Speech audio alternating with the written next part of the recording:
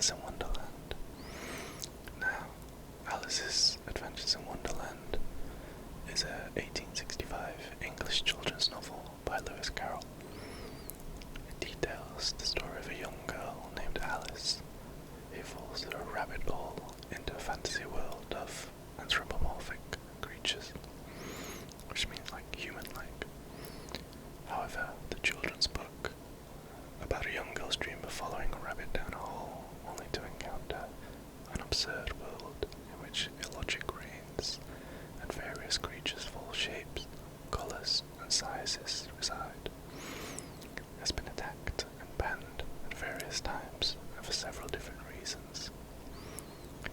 In 1900, a US school prohibited the book from its curriculum, claiming that it expressed expletives and alluded to masturbation and other sexual fantasies, as well as diminished, in the eyes of children, the statures of certain authority figures.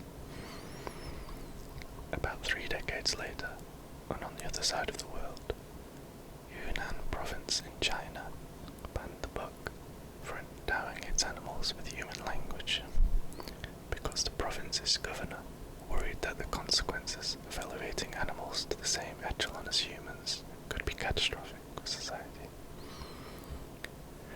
Roughly a decade after Disney's 1951 animated production of the film Alice in Wonderland, the book was again met with dismay, this time by parents in culture-changing America during the 1960s, as they believed that it, along with the movie, encouraged the evolving drug culture with its overt allusions to hallucinogenic drug use. Even with such admonishments from various culture sects, Carroll's pun-filled work has stood the test of time, as well as been relished for its perspective and original critiques of the emerging mathematical, political, and social systems of his time. Number 2 is A Study in Scarlet. A Study in Scarlet is an 1887 detective novel by British writer Arthur Conan Doyle. The story marks the first appearance of Sherlock Holmes and Dr. Watson, who would become the most famous detective duo in literature.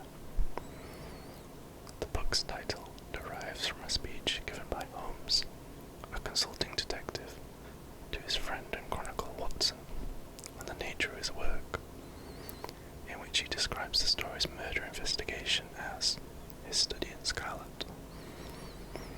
The novel includes a lengthy flashback to 19th century Utah, where a father and his daughter are rescued by Mormons on condition that they adopt the Mormon faith. The novel was immediately criticized by Mormons for its depiction of their religion, but it was not until 2011 that it was outright banned. It was removed from the American Albemarle County School's 6th grade requiring reading list because the book casts Mormonism in a negative light. The complaint cited the novel's reference to Mormons as murderous and intolerant as reason to remove the work. The complaint also alleged that the work unfairly characterized Mormons as murderous kidnappers. The Albemarle County School Board made its decision after asking a committee to study the novel, which found that it was not age appropriate for 6th graders, who are 11 to 12 years old. The ban was protested by more than 20 former students, with one teenager calling it the best book I have read so far.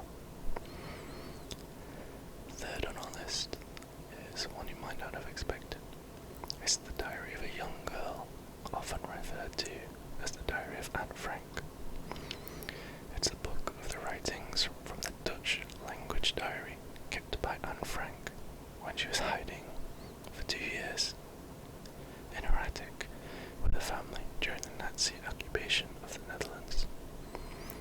The family was apprehended in 1944, and Anne Frank sadly died of typhus in the Bergen-Belsen concentration camp in 1945. Anne's diaries were retrieved by Miep, Gies, and Pep for school. Sorry, it's Dutch names, I've got no idea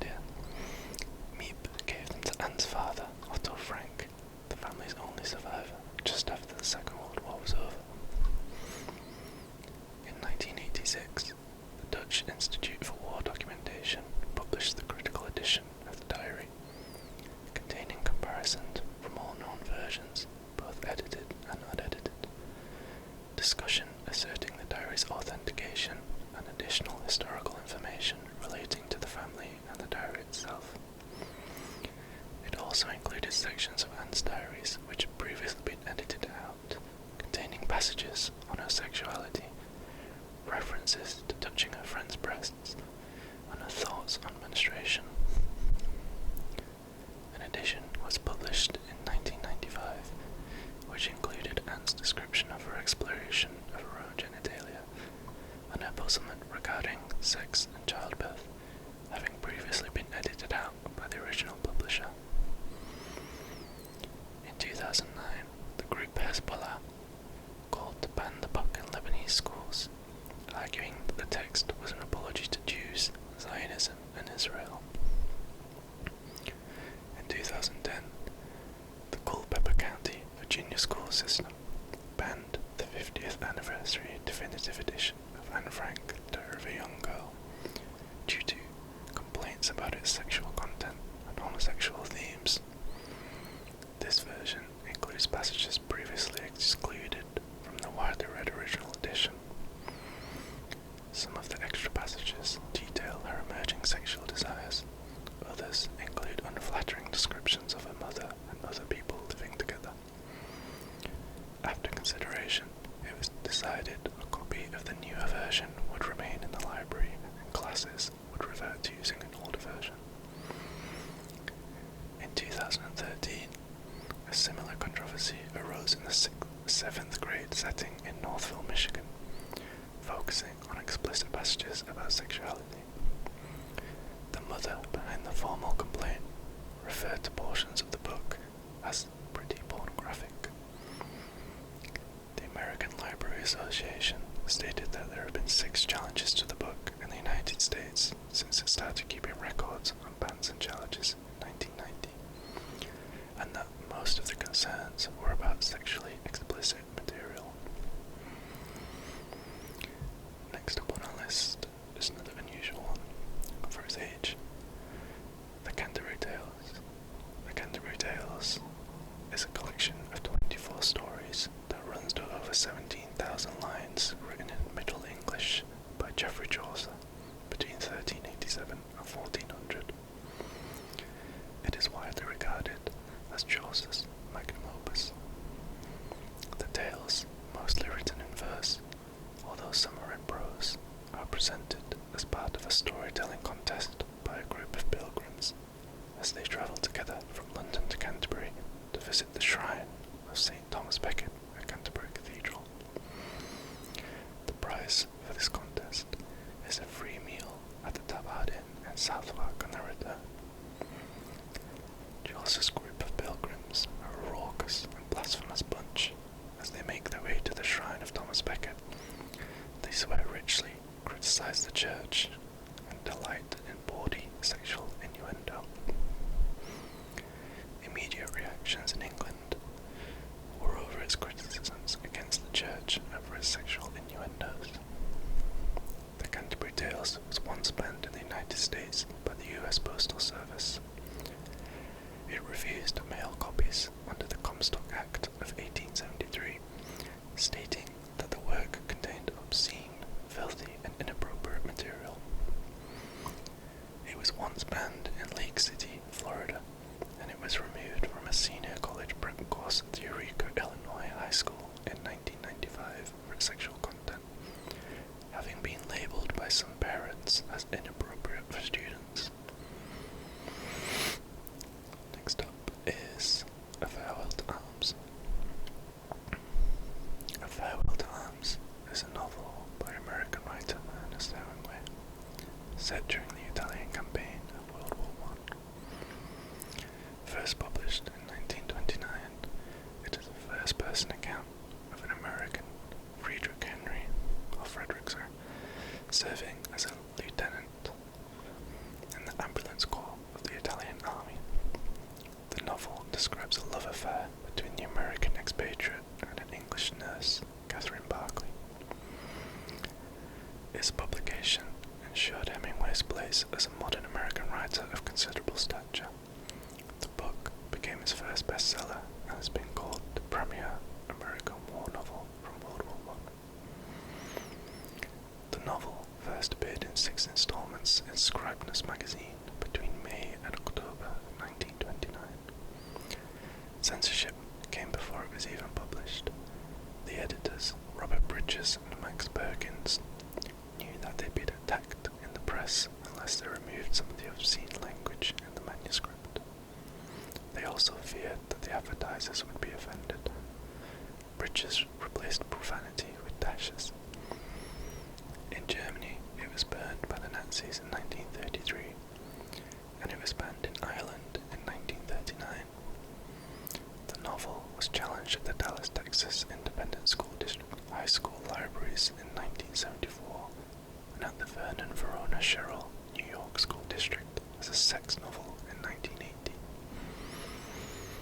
Also, the novel could not be published in Italy until 1948 because the fascist regime considered it detrimental to the honor of the armed forces, both in its description of the Battle of Caporetto and for certain anti-militarism implied in the work. More than one biographer suggests that at the base of the censorship of the fascist regime in the novel, there had also been a personal antipathy between the writer and Benito Mussolini. Hemingway had interviewed him in 1923, shortly after he seized power, and in his article in the Toronto Star, he poured scorn on Mussolini, calling him the biggest bluff in Europe. But, apart from the official reactions, it is known that Mussolini did not like the article at all. Hemingway described Mussolini as trying to impress the media by pretending to be deeply absorbed in reading, while in reality holding a French-English dictionary held upside down. The Italian translation had in fact already been prepared illegally in 1943 by Fernanda Pivano, leading to her arrest in Turin. Next, we have one that might surprise you. It's Where's Wally, or Where's Waldo? Where's Wally, called Where's Waldo in Canada and the USA, is a British series of children's puzzle books created by English illustrator Martin Hanford. The books consist of a series of detailed double-page spread illustrations depicting dozens or more people doing a variety of amusing things at a given location. Readers are challenged to find a character named Wally or Waldo hidden in the group. As of 2007, more than 73 million books of Where's Wally have been sold around the world since its original publication in 1987. The series of pictorial puzzle books has been translated into 26 languages and is published in over 50 countries. However, Where's Waldo was one of the top 100 most banned books between 1990 and 2000. So why? In the debut 1987 edition of the series, the infamous charge was in reference to a page containing a frenzied beach scene in which a woman tanning without her bikini top is being splashed on the back with water, and the dots in the sand creating the impression that her nipple is erect. The scene is made all the more controversial due to the image of two men in a somewhat compromising position to the upper left. One of the men happens to be black, prompting those who take offense to the apparently homosexual situation to also call foul with issues of interracial coupling.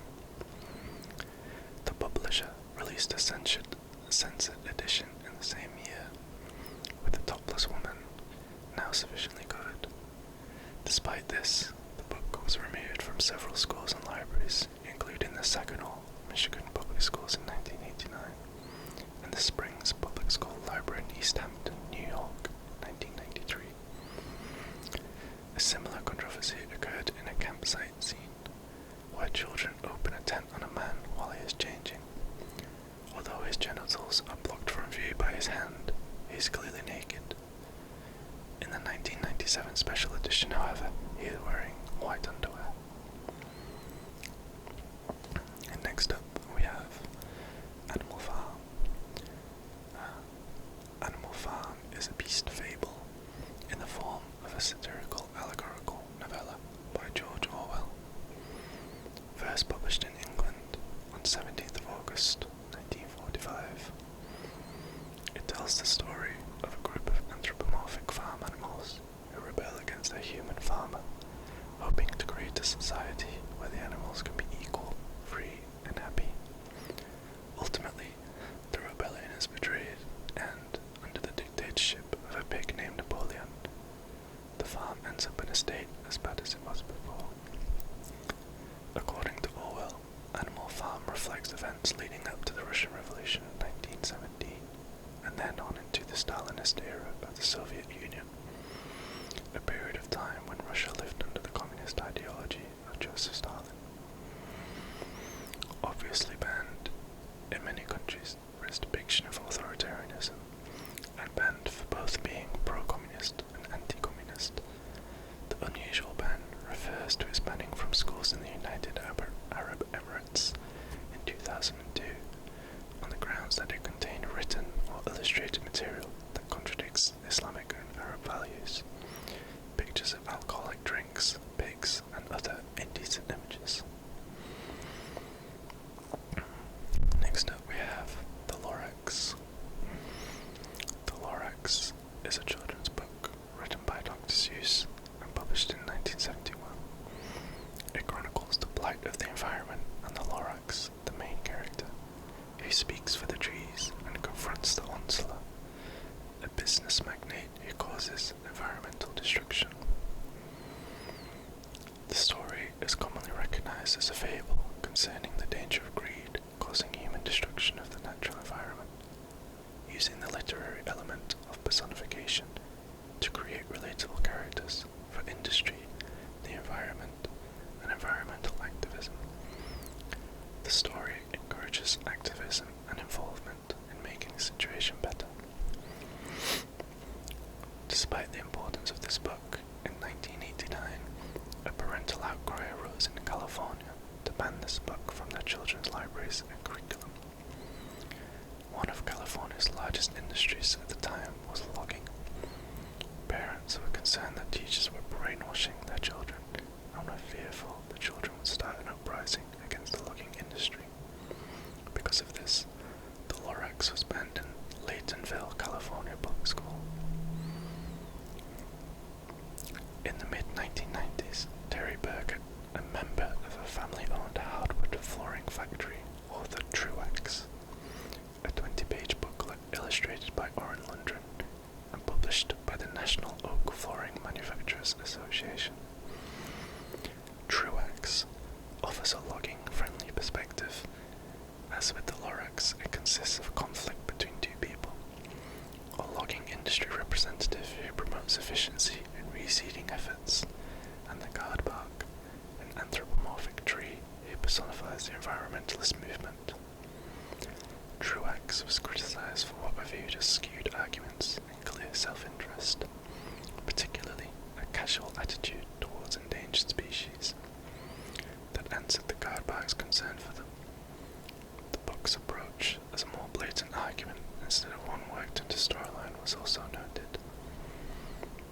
Furthermore, in 2012, the governor of Arizona, Jan Brewer, completely banned the Lorax from all public schools in the state of Arizona, signing a bill to reinforce her idea and protect students from a book with an agenda that seeks to brainwash children into believing that capitalism is bad. And finally, we have Moby Dick. Moby Dick, or The Whale, is an 1851 novel by American writer Herman Melville. The book is the sailor Ishmael's narrative of the maniacal quest of Ahab, captain of the whaling ship Pequod, for vengeance against Moby Dick, the giant white sperm whale that bit off his leg on the ship's previous voyage. A contribution to the literature of the American Renaissance, Moby Dick was published to mixed reviews, was a commercial failure, and was out of print at the time of the author's death in 1891. Its reputation as a great American novel was established only in the 20th century, after the 1919 centennial of its author's birth. The British publisher hired one or more revisers, who were, in the evaluation of scholar Stephen Olson Smith, responsible for unauthorized changes ranging from typographical errors and omissions to acts of outright censorship. According to biographer Robertson Laurent, the result was that the British edition was badly mutilated. Some of the main areas of censorship were remarks, quote, belittling royalty or implying a criticism of the British. This meant the exclusion of the complete Chapter 25, a postscript on the use of sperm oil at coronations. Another area of censorship was sexuality, but not of people, whales, where passages describing the anatomy of mating habits of whales were omitted. And in 1996, a Texas public school district challenged Moby Dick for violating its community ideals. This difficulty with the novel arose when parents complained that the book went against, quote, family values. So it was shunned from the classroom for a few months, although it was never actually banned. Although these values were never clearly defined, literary critics believe that a controversial topic in Moby Dick scholarship has been the novel's homoeroticism, or the underlying themes of same-sex desire and symbolic gender roles. So, it was a short video, but I hope you enjoyed. Just a little bit of discussion about some unusual